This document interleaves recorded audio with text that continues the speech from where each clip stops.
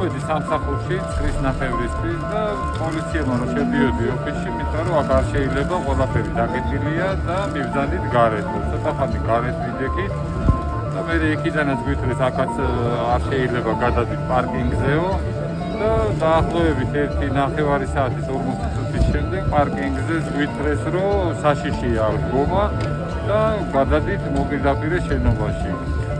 რა მიზეზი იყო თუ ის გამოცხადა ეს საგანგებო არ ვიცით, არც პოლიციელებმაც არ ვიცით რომ გვითხრეს და დაახლოებით 20 წუთის შემდეგ იმ შენობიდანაც უკვე დაგვთესნება რომ შემოსულიყავით ჩამოფრენების დარბაზში და გაფრენების დარბაზი როგორც შორიდან დავინახე ისე დაკეტილია. არავინ ვისაც შევეკითხე, არავინ არაფერი არ იცის.